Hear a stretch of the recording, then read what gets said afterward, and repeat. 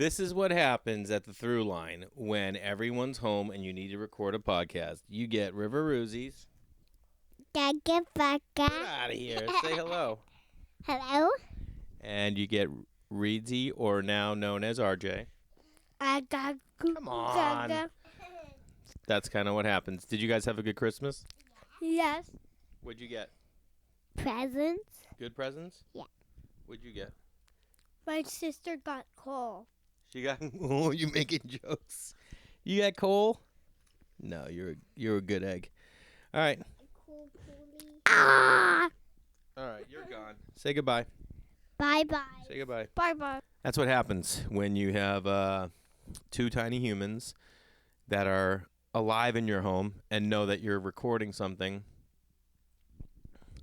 They don't know what it is. You're like, I got to go do a podcast. So like your TV show? And you're like, yeah, sure.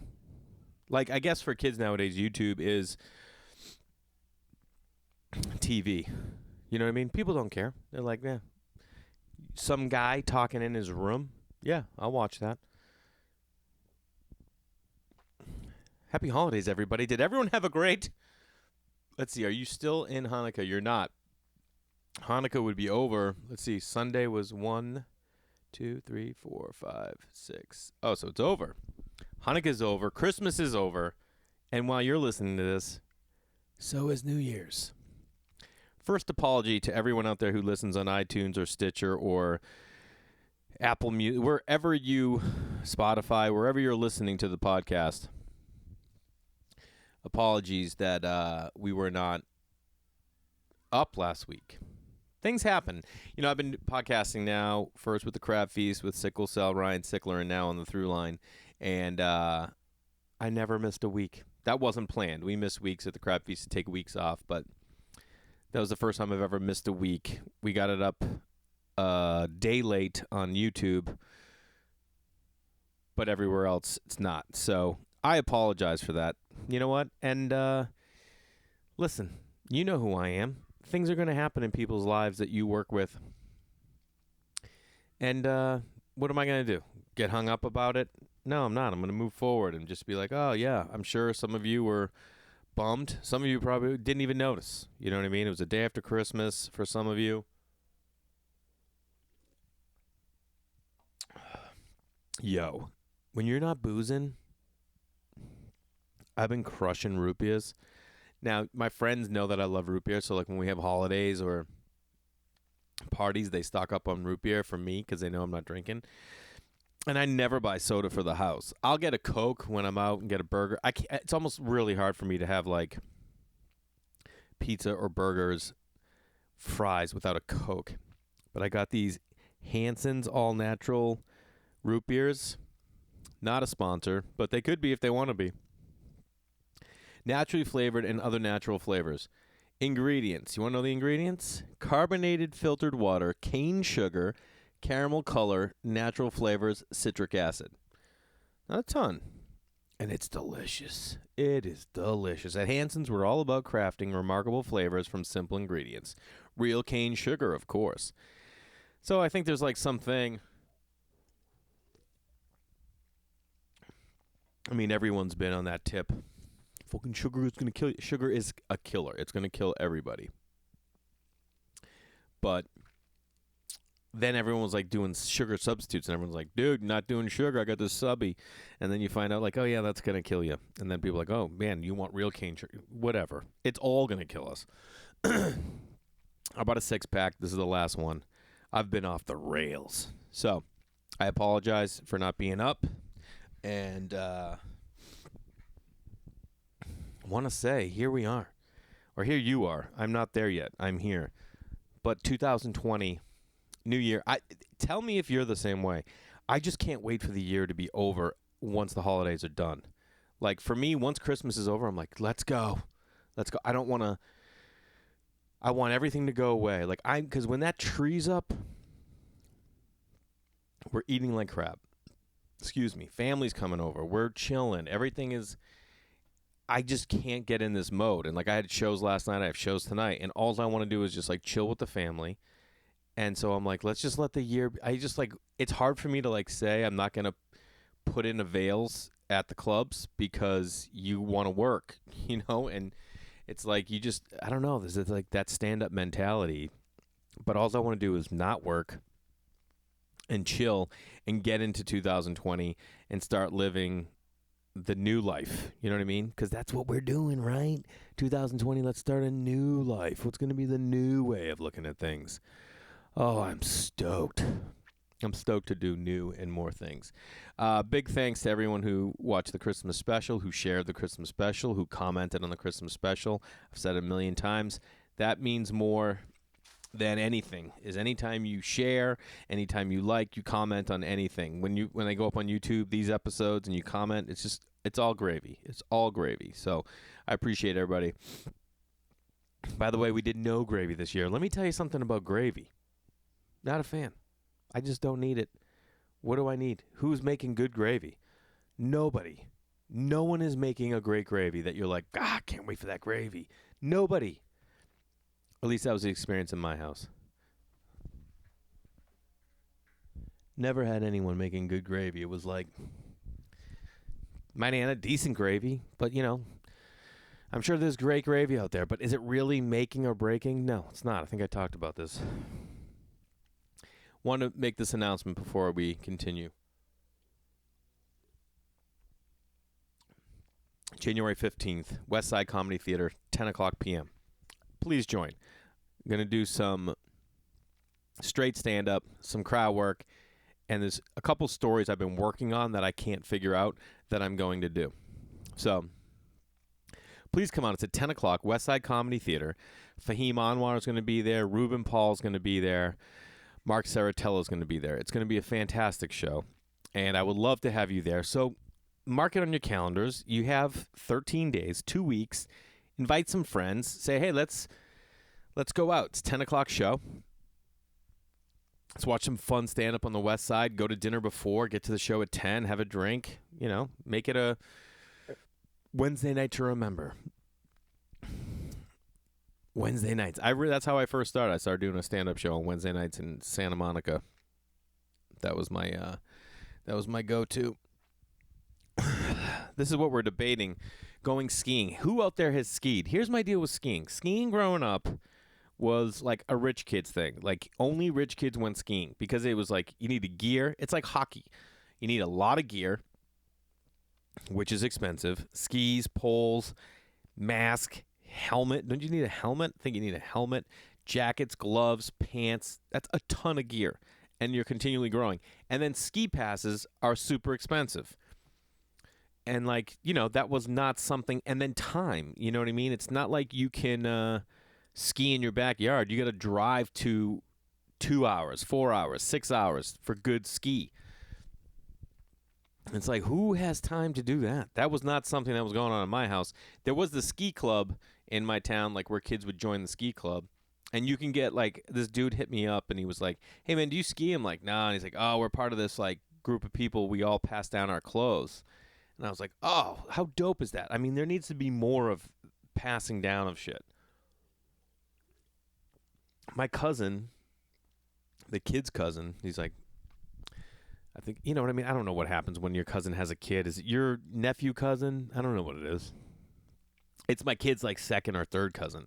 But they came over the other night, and he saved this kid, I guess it was his dad, all of his Lego sets. He saved the boxes and the instructions, and they're in mint condition. And then all the pieces in a plastic Ziploc bag. And he gave 2 sets to my kids. And I was like, who had the foresight? He's been selling them on eBay. He's crushing. He makes a ton of money on them. And I'm like, yeah, we should be doing that with everything. People want this stuff, and there's a way and there's a market for it. But there should be more places like that. There was a secondhand clothing store for kids in Larchmont Village in LA, which is it's a nice neighborhood.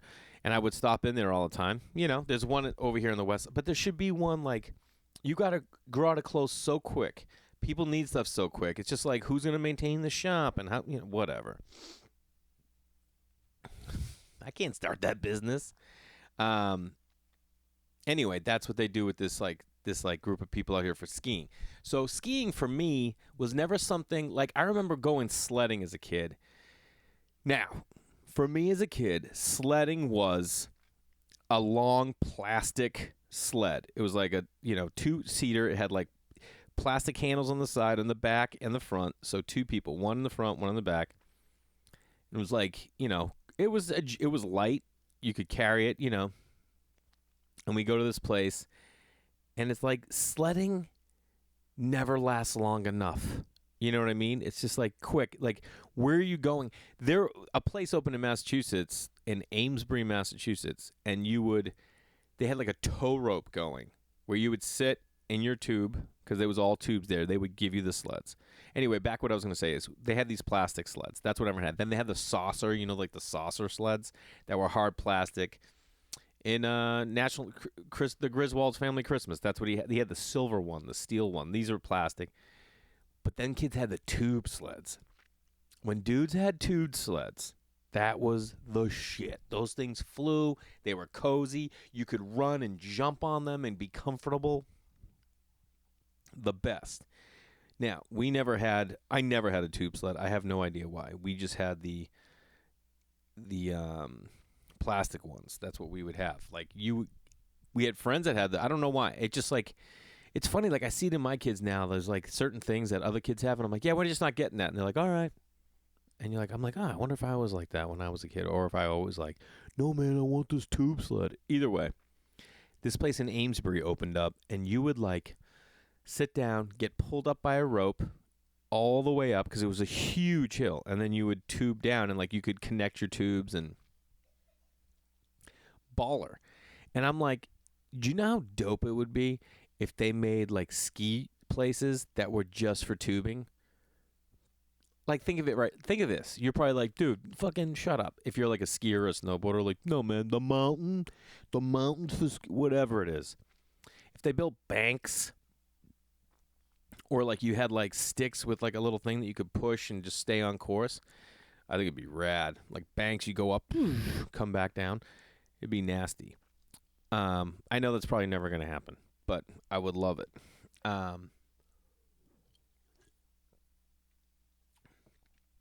Let's see. We would go sled. So anyway, I'm going to get back to the skiing. I went skiing one time in my life. One time. And my friend Jeff Focon invited me to go to New Hampshire. I didn't take a lesson. He just took me out on skis. He just took me down like the bunny slope. We went down the bunny slope a bunch of times. Like, you just got to do this. And I think I was like 12 or 14. And I was a pretty good athlete. You know what I mean? Not like, wasn't going pro or anything, but like played varsity soccer and baseball, played baseball in college. It's a pretty good athlete. I could pick things up. I had good coordination, but there was like something about skiing. Skiing takes in another factor, and that's death. You know what I mean? That's what it takes in. It's not like you're just doing a sport. Basketball, yeah, you're playing a sport. Are you going to die? Probably not. I mean, you could, but probably not. Skiing, could you die? Yes, very easily. How? I don't know. You don't turn back and you fly off the cliff. Or you're driving down and you fly into the giant ski lift supporter thing, concrete, whatever. I don't know what it's called.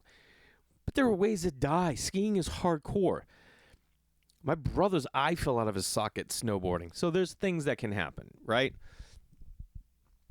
And I don't know why when he took me up there, he was just like, yeah, I'll just teach you. And I was like, yeah, okay, yeah. You know what I mean? To me, it was like, yeah, okay, we could do that. That's what it was going to be. And I did it. And so we went down the bunny slope maybe, I don't know, 4, 5 times maybe. I have no clue. I don't remember the bunny slope. Now that I'm talking about it, I can see one time down. But after that, he's like, let's go out and do an intermediate. I think there's like blue, green, black. Is that the way it goes? I don't know. But blue is like the lowest level. And I just remember like he taught me how to snowplow. And I was just snowplowing the whole way down the mountain.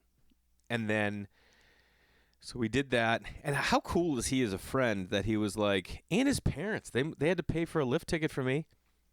And I don't know what was going on I know my mom wasn't like getting me the money. I can't imagine. I have no idea how that all went down. And then I remember going down another time, because like once we did the intermediate, he's like, all right, we're just going to do intermediate. I was like, all right. So another time I'm going down, I'm snow plowing, and now there's like a class happening, and there's a train of kids, and I had to like get around them, or I was gonna crash into all these kids, which is terrifying. You're just like everyone's there. You don't, back then you just like it can be so embarrassing to not be good, and I was not good. And so I made my way around them, but what happens is the snowplow opened up, and now I was skiing. But not like I couldn't go. It looks so easy. Everyone you see like, and then you get out there and you're like, and you're like, oh, I'm just going 100 miles an hour straight. And I skied all the way down, almost like into the lodge. And I remember I was like frozen, just tears coming down, not from crying, but from like the cold. And my buddy pulled up. He's like, dude, you were killing it. I'm like, no, I wasn't. I was petrified the whole time. We go back up. Now we're coming down a different intermediate, and it like came down and it turned. Now let me tell you something. Everything that skiing is things that intrigue me. Outdoors, adventure, skill, cool fucking transportation, like in the ski lift, view, quiet, nature, peace. It's got everything. Cool lodges with fireplaces where you get a hot chocolate. I mean, dude, this is what I would want life to be. So we go up, and this one was like, it wasn't like a super wide, what do they call those? Slope? Is it the slope? You take a different slope or trail? I don't know. What path? It wasn't like we went up to this one, and it came down, and it was beautiful, and I wiped out. And this dude came down, and like a ski fell off. This dude came down and jumped over me. Literally lifted himself, jumped over me. First of all, I was like, dude, you're not supposed to be on this. You should be on a different trail. You should be on a black diamond. Do you know how humiliating that is? Some dude's like, could I go around? Yeah. Am I gonna? Nah. I'll jump over you when you're humiliated down there on the ground by yourself. I don't know how many runs we did. I know that. Let's think about this too, by the way. That is the beauty of friendship when you're a kid. When you're a kid, and it's not like I see it in my kids' age, like their age, 5 years old, 6, 7. Those kids are still dicks. Like, they still don't have this whereabouts. They're still like selfish in a way. They still want everything to be the way they want. Like, if they're at a party, they're not thinking about, oh, this friend's not having fun, I should just be with that friend. They're like, I want to do what's fun, and they don't consider someone. Like, I saw it happen a ton with my son. You know, he had a really tough time starting kindergarten. I think I've mentioned that. And we went to like a block party, and one of his friends wanted to do something that he didn't want to do, and he got left out, and he was just so wide open from kindergarten. He was so emotional. And this other kid doesn't understand that, you know, hey, just hang with your friend. He's like, nah, I want to do what I want to do. And that's just, you know, that age. But when you're like 12, 10, 14, you're like, I'm skiing, and I got one friend on vacation with me, and it's the best, and you don't give a shit. At least that's what I'm guessing. He didn't care. He wasn't like, oh, this is the worst. He's so bad. It was like, oh, man, I love that I have my friend up here with him, and I'm trying. He was like teaching me. So skiing's one of those things that I wish I had learned, and I wish I was good at. So the whole point of this is we got invited to go up.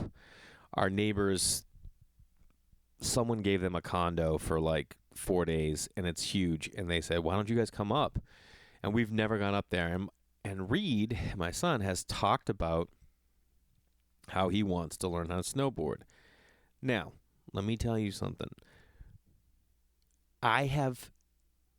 He took skating lessons, and he just like was very timid. He can't like stride. He wasn't like, he was always nervous of falling and stuff like that. But he would go every week and be like, yeah, I'm doing it. So I said to him, like, you want to go take a lesson? I will take lessons with you. And I've always kind of like thought, like, I bet I could snowboard. I have no idea. I mean, I might find out. I might kill myself. But I was like, you know, one of the beautiful things of like I guess you can ski a lot of places. Even in LA, it's 2 hours away. We're going 6 hours away. But you can ski. And it's like one of the beautiful things is that you can do that. I mean, you can do it, on the East Coast. You can do it all over, like out in Montana, obviously, and across the world. People ski. And I know that at a young age, if you can get them down, like he doesn't even want to ride a bike. Okay? Like he has to but I'm willing to try. So I think that's I feel like that's something I need to do in the new year is I got to start taking on things or trying new things that for what? I don't know why. I mean, why do we do that? Why do we say, well, you got to try new things? I mean, I get it. And I think we always have to be challenging ourselves, right? Challenging ourselves to grow, to see something a different way. And maybe, what if it's all of a sudden turns into my thing? Part of me is like, there's no fucking way it's going to be your thing, dude. There's no time. What are you going to go? How many weekends a year? How much you spending? But I said, fuck it. Let's just take a goddamn lesson. Yes, I'm probably going to beat my body up. But I want to do it because I think it'll be good. I have someone calling. Of course, that's spam. They just spam you. They don't give a fuck. They don't care. I thought that was the whole thing with cell phones. No, you can't even get remember that's all your home phone would be is just people calling you get out of my home. We should be able to choose. Now they just get you wherever they want. No, you can block it, Jay. Oh, can you? Yeah, you block it and then they just call in on a different number. Well, you could block that one. Shut the fuck up. You can't block anything. What's your deal with skiing? Remember when that Kennedy fucking was skiing and he threw a football and died? Is that the right story? I just look at it. So what I was going to say is we would go sledding at that place in Amesbury. But in 5th grade, this is how badass life was for me. And I don't know if this was everyone else's case. I know it's not the case now. But in 5th grade, I would just walk across town. Granted, it's all side streets and no main roads or anything. Already in a small town. In my town, there's 2 main roads. There's Main Street that goes just through my town. Then there's Montvale Ave that comes off the highway that goes up to the center of town. And then there's other streets like Elm Street, Oak Street, all these streets. They weren't main streets. There was only one lane on each side. But that's where there was no stop signs for a while. And people could I don't know, drive 40 miles an hour. Those were the busy streets. So this was you could just, we lived in this area that just pushed out and it was all residential side, small streets. And you would I could walk down. I'd pass Robin Hood School, cut through that back area, go down, and then I was over to this kid's, Gerard Lehman's house. But I was the best. I would just all right, I'm out. And you just had such independence in 5th grade, 4th grade, 3rd grade. I would walk to Rye Young's house, would go play. I feel like that's not something that kids do anymore or are allowed to do. So we went over to go sledding, right? 5th grade. And we had tubes, and it wasn't a giant hill. It was a small hill. And I'm sledding down the hill. Me and Gerard Lehman are on this tube, sledding down. And Mike O'Toole, as we start down, we get to about here. He's walking up the hill, sees us. He dishes his sled and jumps on with us. But when he jumps on, he lands on my head, part of his body, and puts my face into the ground. And we go all the way down the hill. Now, I told you it's not a big hill, but still, you're going down the hill maybe 40 yards, the whole hill. And my face is in the snow, but it's not snow. You've been sledding down it. So it's packed, and it's like a tight layer of ice kind of thing. And I just get down the bottom. I scrape my whole side of my face off. And Gerard was like, dude. So we went to his house. I don't know if there were parents there. I think we just patched it up on our own. And then I walk home. You walk home. Maybe I had some soup. And then you just walk it home. The whole face. And guess what? I loved it. I loved it. Like, I always wanted a black eye as a kid. I wanted recognition. I wanted attention. I didn't care how I got it. Black eye, sure. I never got a black eye. Always wanted one. And I think they look badass. But I had my whole face ripped up, and I remember specifically waiting in the lunch ticket line, right? And like in Robin Hood school, and people being like, "What happened to your face?" And I'm like, "Oh yeah, fucking, sledding injury." And they're like, "Oh my god." I used to love sledding. But, so we had that long plastic sled. I'm going to bounce back and forth. And I would stand up on it going down the hill back before there was even snowboarding. And I would always get down, and like that was like a rush for us, was trying to stand up going down the hill. So I'm like, yeah, I think I could be good at snowboarding. Might not be. I also like water skiing was another thing. Like, there's something so vulnerable about water skiing. You know what I mean? You got no shirt on. You're with other people. Whoever has that boat is unbelievable at it. That's the other thing too. Is anytime I think it was the same kid. Anytime you're going to partake in something like water skiing, not jet skiing, because I feel like anyone can kind of just hop on a jet ski and go. But like skiing, I don't know what else is there. I guess golf, like if I take friends out who don't golf, but people wouldn't do it. That's the thing with golf. People are like, I'm not golfing, I'm terrible at it. But they're like, yeah, I'll try skiing. Just try golf. It's fun. But it's not. If you're not good at golf, it's going to suck. Same with skiing. Same with water skiing. Dude, I remember we never water skied, but my uncle had a boat. My grandfather had a boat. And they had this like long, it was almost like a surfboard that they would attach to the boat, and you would like lay on it, just lay on it. You couldn't stand, obviously it would just get pulled out from underneath you, and then he'd pull you, and if you wanted to go faster, you would like go like this, thumbs up. I was young, 4th grade, maybe 3rd grade, 4th or 5th grade, maybe 6th. I'm trying to think of like when we stopped going to my grandmother's house. Probably right around in there. And I was like holding onto the board, and I wanted to tell him to like turn it up. I thought I was badass. I'm like, I'm killing this. Let's have him crank it up. And I go like that. And when I do, I had to lean down with the other arm on the front of the board. And then he gunned it, and the board got sucked underwater. And so I was like above water, and the water was just hitting me in the face. And I chugged like 2 gallons of salt water. And I just like finally let go. You ever go out on someone, they have a boat, and they have like a tube tied to it, and they're like, "Woo!" It's not fun. There is nothing fun about that. They rip you out, and you have to hold on by dear. There's nothing relaxing going on. Okay, there is nothing. If I told you, hey, do you want to get towed behind a boat and you'll be in a raft? You'd be like, yeah, that sounds amazing. It is not. Everyone wants to crank it, and then they want to spin out where you go, because if you let go too, you're getting chucked. Which essentially, you know what they say, if you like jump off a bridge and you land on the water, it's like concrete, because it's just like, I don't know why, but that's what it is. But with this, it's like, it's not concrete, but it's like you're getting thrown across a field, and your body's just flailing around. You're like, there's nothing fun about this. Yeah, it's like to see how long you can hold on. No. Nothing about that interests me. You know what interests me? A lazy river. A lazy river. That's what interests me. We went to our friend's wedding in Turks and Caicos, which, by the way, hard pass for me.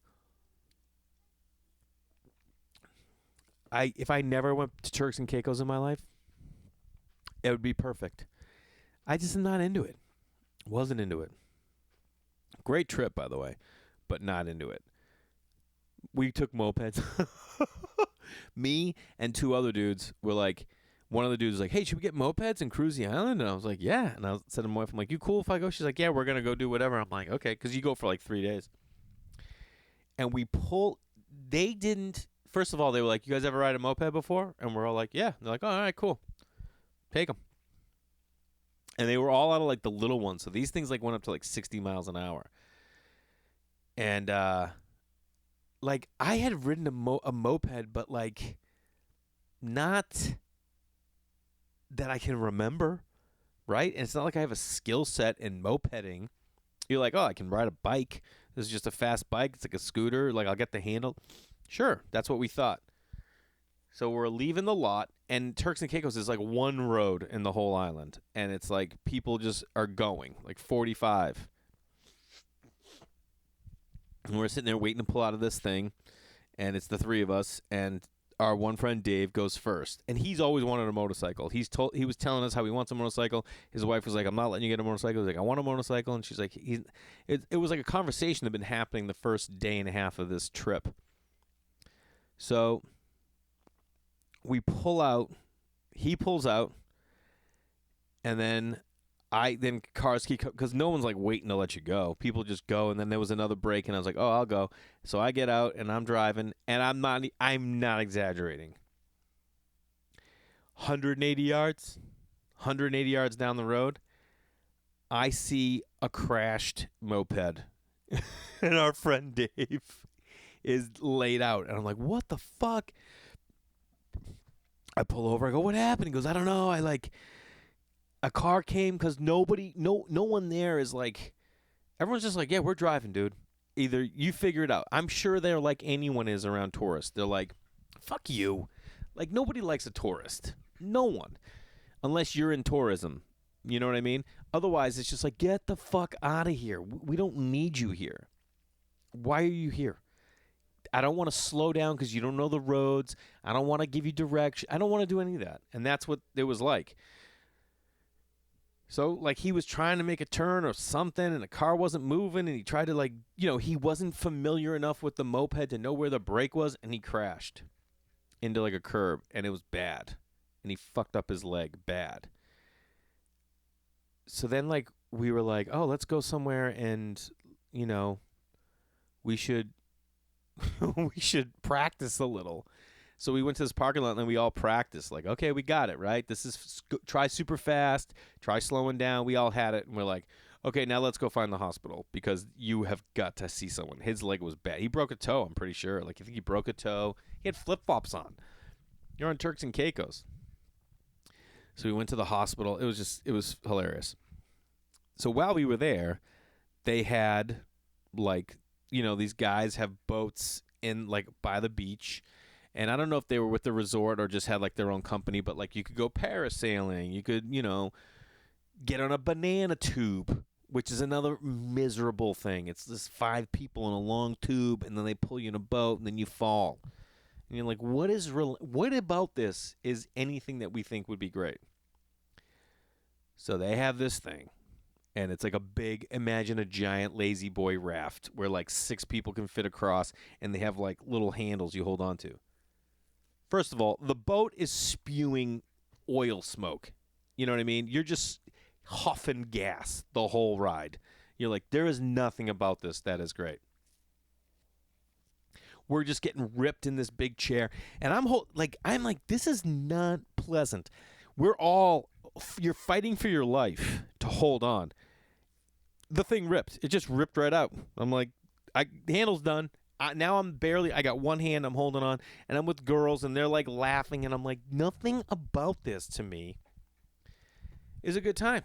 And then the fucking thing popped, and we just all skidded out and wiped out.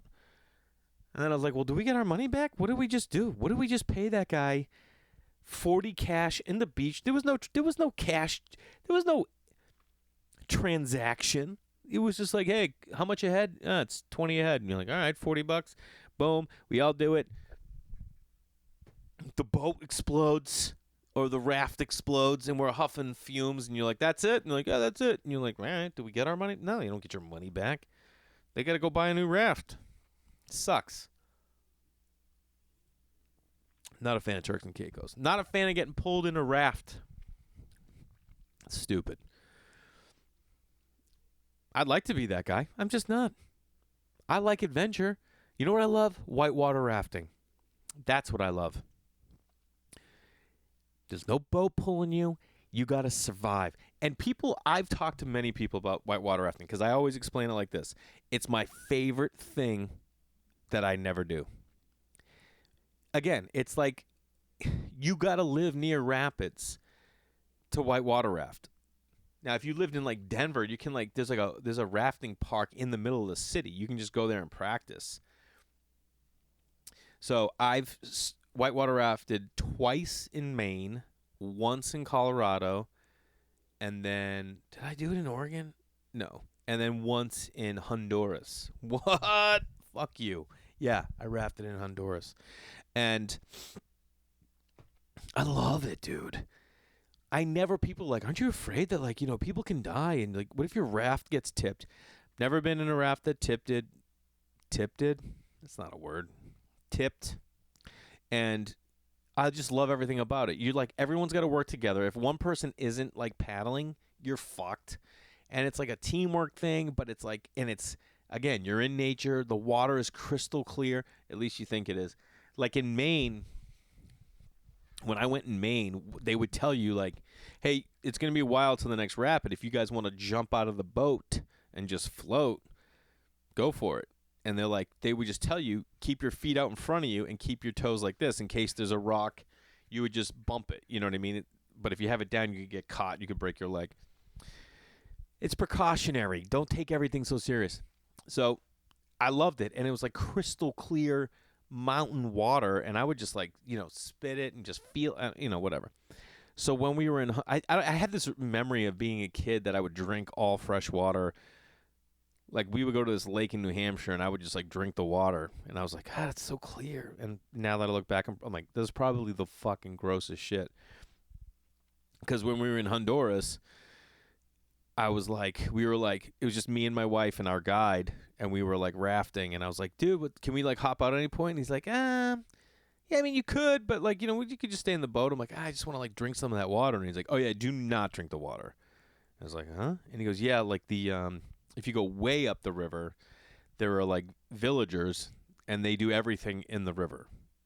And I was like, what do you mean everything? He's like, well, they go to the bathroom in it. They wash their clothes in it. They use and I was like, oh, all right. Different vibe than I thought.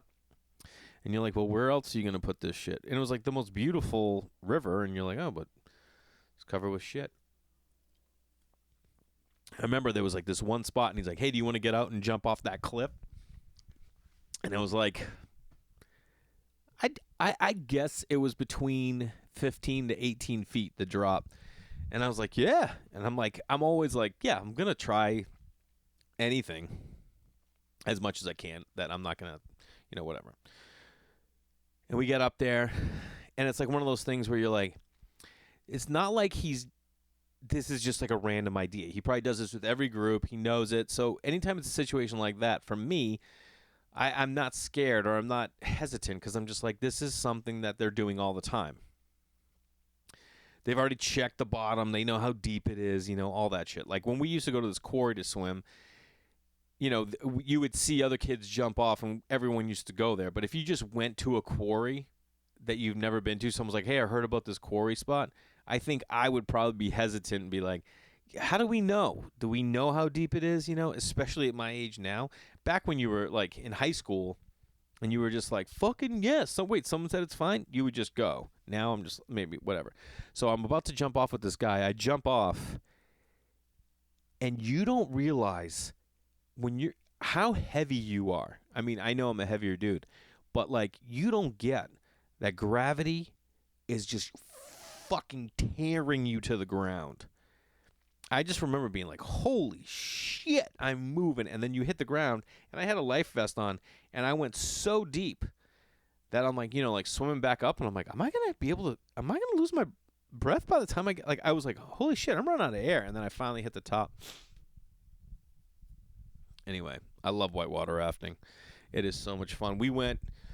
My buddy was a guide in Colorado, and first in Oregon, then Colorado. And there was 4 of us college buddies, and we all went to Colorado to visit our buddy Phil, and he took us out on the river.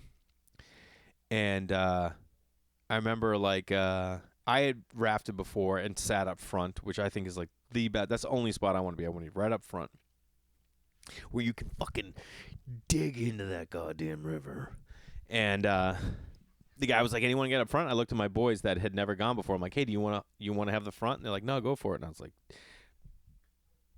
well, the guy had said the best rapids are up front. I'm like, oh. I'm like, do you want it? And he's like, no. I'm like, done.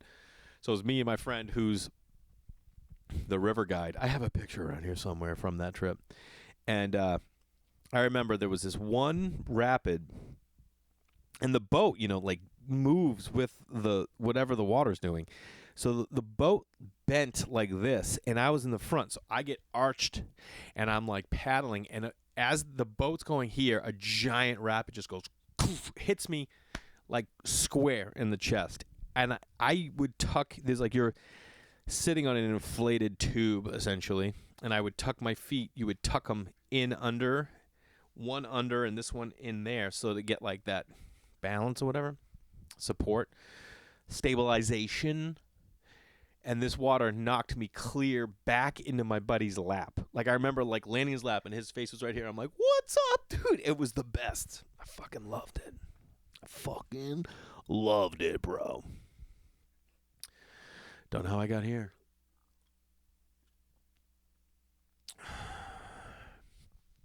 lot of people commenting out there on fake trees or real trees. You know what's up. Hey, what are you doing? That's just what happens. You can't do anything when you have kids. They're just going to run up. Either you're in or you're out, dude. Get out there. I'll be out in 10 minutes. This is my life. You know what I mean? They're around every corner. There's no place to get away. No place. We have one bathroom. The only solitude in my home is taking a shower. You just take a shower. The other day I was like, oh, I got in the shower. Next thing you know, my wife opens the door. She's in. She's like, got to do a couple things. Then my son comes over. He's like, Daddy. And he's like, opening the curtain. And I was like, yeah, buddy, all right. And then I grab my wife. I'm like, what are you doing? I'm like, hey, can you just keep everyone out for like, just give me 4 minutes in here. I just want 4 minutes. So funny. For my kids, there's no, like our neighbors, my best friend Jay lives next door. And they'll just go over into their house. And Jay was taking a shower, and my son, this is the beauty of innocence, is he'll just go down, my buddy's in the shower, he opens the curtain, he's like, Uncle Jason, and just starts talking to him. And he's like, all right, Reed, get out of here. He's like completely naked. You can't do anything, dude. You're so vulnerable. Still can't say that word. I don't know if I'll ever be able to say it. Vulnerable. Is that right? Vulnerable. What am I going to do every time pronounce it like that? Vulnerable. Like I was saying it like we were on vacation and Roy Scovell was like, I was like, said vulnerable. And he goes, vulnerable? Are you vulnerable? And I was just like, first of all, you're making fun of me about a word where people are vulnerable.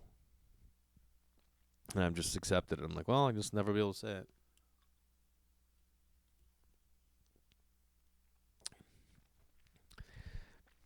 How much of you takes the new year and is like not concerned, but like interested to see what'll happen? Don't you think that's an element of New Year's? Because we make if you make goals, which you know me, I am making goals. You have things you're striving towards if you're making goals. How much of us or you is just like, I wonder what's going to happen? Like, how much of it is up to fate? How much of it is it up to, like, what? Because I think the whole universe is kind of like, the more you put yourself out there, the more that you make the movement, the action, you push stuff forward, the more it reacts to you, you know? Like, if you just, like, sit back and you just do your thing, you probably know what your world is going to be, what your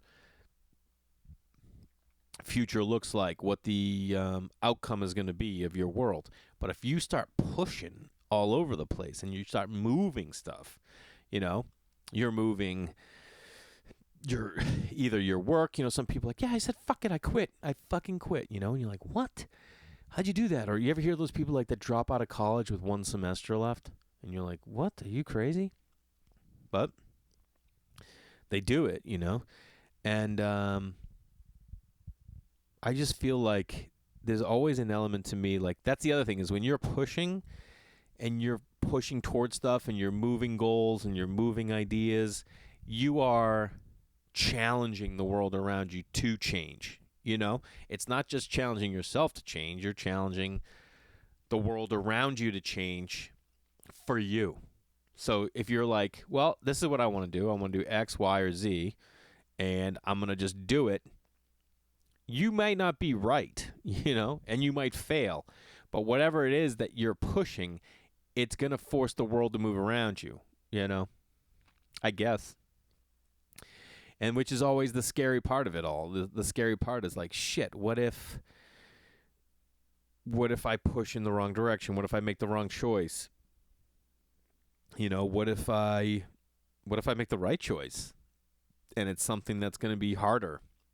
Or put it this way, I'm sure any of us that are doing one thing right now, you know, and we've been doing it for a long time, and you know, whether it's stand-up comedy, or whether it's accounting, or whether it's being a stay-at-home parent, or whether it's putting up with someone's bullshit, you know, or whether it's not going back to school to finish your degree, or, you know, whatever it is. We all have something that we're sitting there and we wonder, I think the fear of it is a number of things. The fear is that you're going to fail. Obviously, that's the most common one we think. But I think the other one is, and I don't know if you guys know this, but I feel is like that you're going to succeed, and then it's going to be, can you keep up with it, or is it going to be hard to succeed? Is it going to be like, because right now, you know the deal. As you get older, you get set in your ways, not just your habits or your work, but like your perspective, your willingness to. You're just more malleable when you're young. You know, it goes back to that skiing when you're young. Like if you start your kids skiing at a young age, it's not fearful. At 14, you've built in fears. You've built in these ideas that you can't do, you know, let alone 44, which is why I'm going to make myself take this snowboard class. Because I'm like, well, I got to, you know, I can't, like, what example am I setting for my kids if I'm not willing to try something that's out of my comfort zone? That I guess it's not because I think once I just say, well, I'm going to try, and that's just it. And I don't give myself a choice. That was what I did the first time I did stand-up. I was standing in the back of the room, and I was super nervous, and I was watching the guy on stage, and I knew at the end of what he was saying, I was going to have to get up in front of that room of people and try to make them laugh. You know, I was sitting in the back of the Comedy Store, this was like 5 nights ago, with Lisa Traeger, who I love. And I was like, do you ever just like, I look over and I go, hey, do you ever sit here and you're watching the comic before you and you just think, oh, in 8 minutes, I'm going to have to be on that stage making these people laugh? And she goes, no, I never think that. I was like, oh, okay. And I'm sitting there like, yeah, if I haven't done stand-up in a while, or I don't want to do stand-up, which is something that I don't know if you hear from a lot of stand-ups, that's something that always is me. I'm like, yeah, I don't always want to make people laugh. I don't always want to get up there. Sometimes, like, during the holidays, I just want to be home. And I don't, especially if I don't have new material. Like, when you have new material, you can't wait to get on stage. Like, oh, like, I wrote this joke, I think it was, like, 4 months ago now. Maybe 3 months ago. I'm already tired of it. I'm already like, I don't know, whatever. Like, because, you know, you have to put the energy. You're like, is it new enough? Is it? And I see the results in myself. Like, if I'm not giving the full love and passion of stand-up in my material, it doesn't hit with them. You know, that's the way my material is. I'm not like a very strong joke writer where some people, the writing is so strong. And then that's sometimes I'm like, well, maybe that's what needs to be. Your writing needs to be better to be a better stand-up. I don't know. Anyway, I think it's that, like, that was why I'm not scared of the snowboard lesson, because I'm just committing to it that I'm going to do it. And that's what stand-up was. But I think for some of these other things, like Lifechanging, like, trust me, there are things I have that I want to do.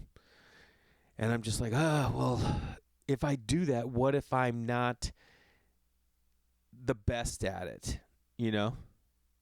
And then part of me is like, well, what if I am great at it? Then what do I have to do? Then I have to adapt to that life of like, now I have to change into that person that goes along with that, you know?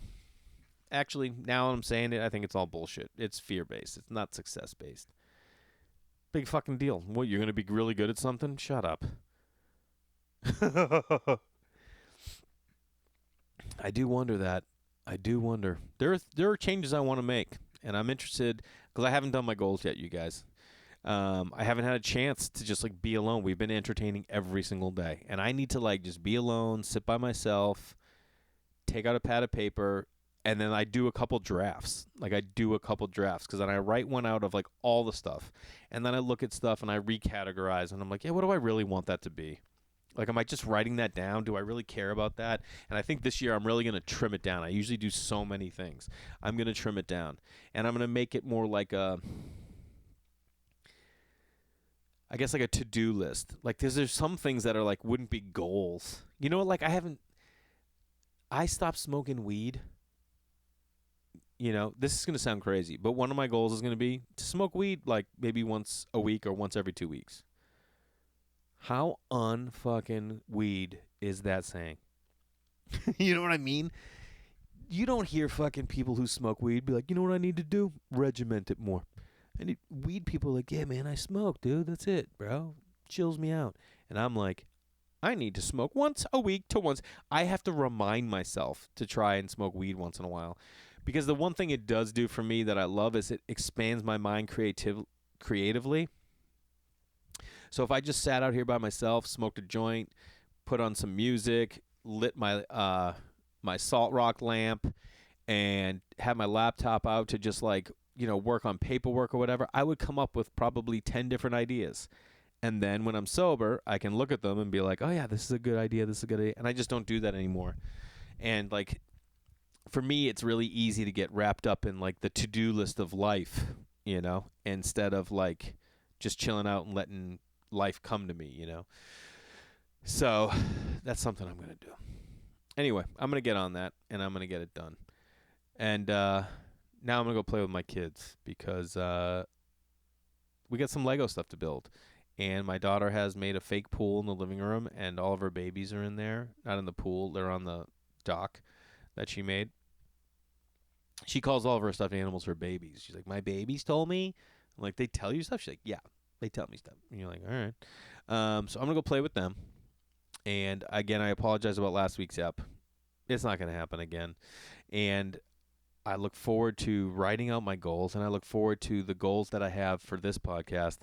And I want to say thanks to all of you again for, one, you did the year with me. For those of you who came on at some point throughout the year, I thank you for being here. For those of you that have been here since Jump Street, you're the ones I appreciate the most because it's changed.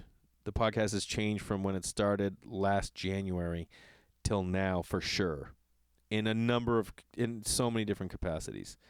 And you guys have stuck with me because you believe in like what I'm trying to do. And I hope I can repay that this year by doing more. And again, holidaybakeryproductions@gmail.com is my email. holidaybakeryproductions@gmail.com is my email. You can hit me up whenever you want. Tell me things you like. Give me feedback. Because for me, you guys are what I'm making this for. You know, like the Christmas special I made for all of you. Do I make it for the world? Yeah. But I make it with the intention of making something for the people that are listening to this podcast every week, who listen to my stand-up, who my short films, that's what it's for, you know, all in hopes of making something that, you know, more people will enjoy. So I appreciate you all. I hope you had a great new year and have a great year. And I'll talk to you next week.